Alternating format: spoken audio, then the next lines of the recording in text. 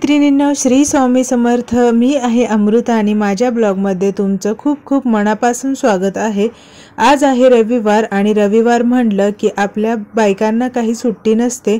भले घरातील सगळ्यांना सुट्टी असो, पण आपण मात्र नेहमी कामावर आणि ड्युटीवरच असतो. तर आज मी या व्हिडिओमध्ये माझं रविवारचं रुटीन शेअर करणार आहे आणि रविवारचा दिवस थोडासा विरंगुळा म्हणून आपल्यासाठी स्वतःसाठी वेळ कसा काढायचा आणि काय करायचं हे पण सांगणार आहे. तर चला तर मग आज व्हिडिओला सुरुवात करूया. सकाळीच आज पहाटे लवकर उठले होते. तसं तर रविवारी मी लवकर उठते, कारण सुट्टी जरी असली तरी इतर दिवसाची किंवा काही महत्त्वाची कामं असतात ना, ते रविवारीच करायला जमतात.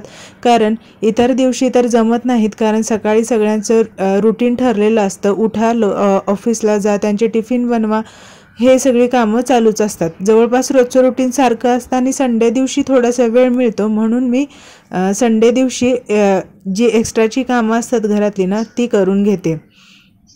तर मी आज पहाटे लवकर उठले होते आणि आमच्या इकडे पाणी पण पहाटेच येतं, त्यामुळं लवकर उठले होते आणि टेरेस खूप घाण झाला होता.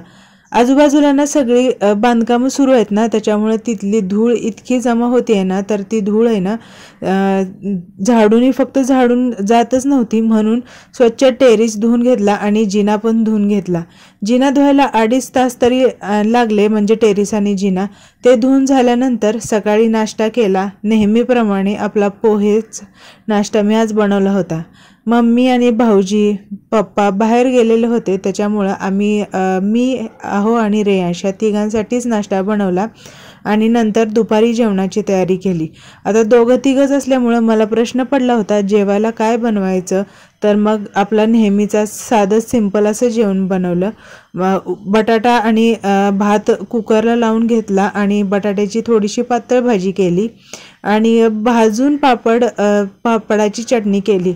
शक्यतो तळून चांगली लागते, पण तळलेल्या पापडामध्ये तेल खूप राहतं, म्हणजे जास्त तेलकट होतात. म्हणून मी पापड भाजून घेतले आणि ते हाताने बारीक करून घेतले आणि मग नंतर त्याच्यामध्ये थोडंसं तव्यामध्ये तेल टाकलं आणि त्याच्यामध्ये ते बारीक केलेले भाजलेले पापड परतून घेतले आणि कच्चा कांदा, टोमॅटो, कोथिंबीर त्याच्यामध्ये मिक्स केलं आणि खाल्लं. तोंडाला चव येईल असं छान पापडाची चटणी बनते. कधी तर खायला खूप छान लागते. तर पहिल्यांदा मी भात भाजी बनवून घेतली आणि मग जेवायच्या टायमिंगला चपात्या बनवल्या. आता दोघांना किती लागणार म्हणून 2-4 चपात्या, त्याच्यासाठी मी जेवतानाच गरम गरम चपात्या बनवून घेते.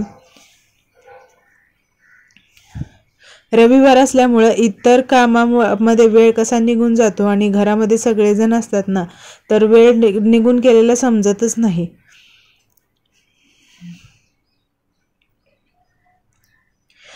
प्रत्येक रविवार असाच वेगळा, म्हणजे रोजच्या दिवसापेक्षा वेगळाच जातो आणि आज तर घरामध्ये कोणीच नव्हतं, त्यामुळे थोडंसं शांतता आणि काम पण कमी असल्यासारखं वाटत होतं. तर रेयांश पण सकाळी लवकर उठला होता आणि तो पप्पा असल्यामुळं मला काही त्रास देत नाही. तो पप्पांसोबत खेळत बसतो. रविवारी कोणाचे डबे नसतात किंवा कोणी ऑफिसला जाणारं नसतं, त्यामुळं मी एक्स्ट्राची कामं रविवारी करून घेते. फरशी पुसणं, बाथरूम धुणं किंवा इतर काही साफसफाई असेल किंवा अजून काही कुठलं काम असेल, बाहेर जायचं असेल, तर सगळी ही कामं माझी रविवारीच होतात. तर आज रेयांचे पप्पा पण घरी होते आणि घरामध्ये कोणी जास्त नव्हते, त्यामुळं माझ्याकडे बराच वेळ रिकामा होता. तर फरशी पुसून घेतली. बाथरूम तर आपलं संडेलाच असतं साफ करायचं, तर तेही करून घेतलं आणि बाकीच्या डबे पुसणे किंवा काही क्लिनिंग असेल तर ती मी रविवारी करून घेते. जेवणामध्ये बटाट्याची पातळ भाजी, उकडून घेतलेल्या बटाट्याची भाजी, चपाती आणि पापडाची चटणी आणि भात, लोणचं असं एकदम सिंपल असं जेवण बनवलं होतं. कारण जेवण करणारे आम्ही दोघंच घरी होतो आणि रेयांश त्याला आवडेल तसं राईस खाईल किंवा चपाती खाईल, त्यामुळं मला जेवण बनवायला जास्त काही आज विचार करायला लागला नाही किंवा जास्त जेवण बनवायचं नव्हतं. त्यामुळं मी साधं सिंपल आणि जास्त विचार न करता झटपट जेवण बनवून घेतलं. कारण आम्हाला जायचं होतं बाहेर थोड्या वेळाने. खेळत बसला ना, खेळत बसला ना म्हणून का. हां, इकडं बघ बरं, जरा दाखव दाखव जरा, इकडे बघ. का सांडलं पीठ? हां,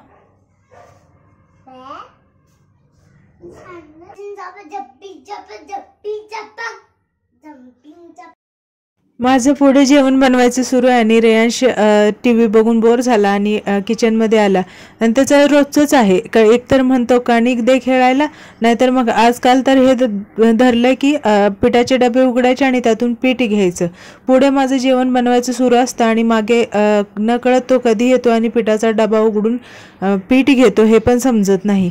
त्याला ओरडलं ना तेवढ्यापुरता शांत होतो आणि परत त्याचं सुरू होतं. आता इथे बघा माझं जेवण बनवून झाले आणि पापडाची चटणी मी तयार करते.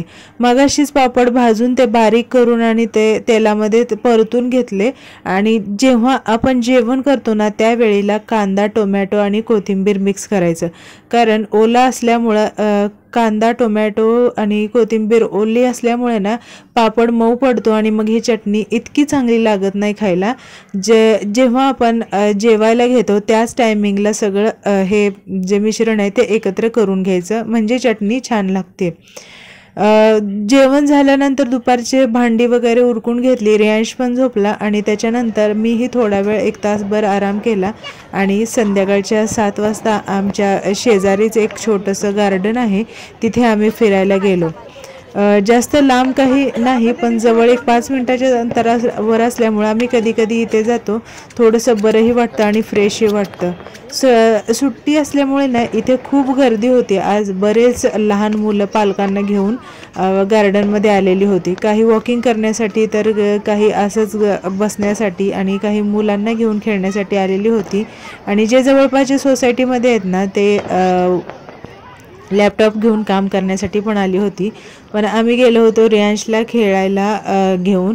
त्याला खूप आवडतं. तो तर सुट्टी आली की लगेच म्हणायला लागतो पप्पांना की पप्पा मला गार्डनमध्ये जायचं, मला खेळायला जायचं आहे. त्याला खेळायची खूप आवड आहे आणि मग कधी कधी बाहेर नेलं ना त्याला पण बरं वाटतं, म्हणून आम्ही घेऊन गेलो होतो. तर हे गार्डन संध्याकाळच्या वेळेला चालू असतं, रोजच चालू असतं. पण आज रविवार असल्यामुळे भरपूर गर्दी होती आणि थोडंसं आम्ही गार्डनमधून फिरलो. आणि त्याच्यानंतर लहान मुलांचे जे खेळ आहेत, स्लायडिंग आहे किंवा इतर खेळण्याच्या गोष्टी आहेत, आम्ही तिकडं गेलो. कारण रेयांशला असं वाटत होतं की तिथं गेल्यानंतरच गार्डन येते. तो म्हणतच होता जोपर्यंत तिथंपर्यंत आम्ही नाही जात ना तोपर्यंत तो म्हणत होता पप्पा गार्डनमध्ये चला, गार्डनमध्ये चला. जेव्हा त्याच्या खेळण्याच्या ठिकाणी गेलो तेव्हा तो म्हणतो की आता आलं गार्डन ना.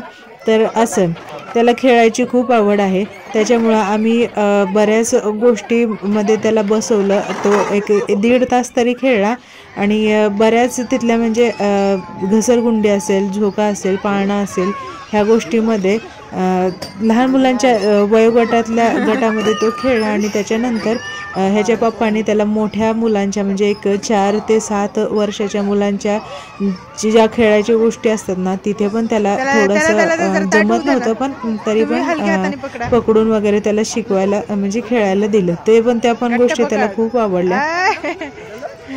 तर त्याच्यानंतर आम्ही गार्डनमध्ये थोडा वेळ मोकळ्या मैदानामध्ये बसलो आणि त्याच्यानंतर मग आम्ही घरी यायला निघालो.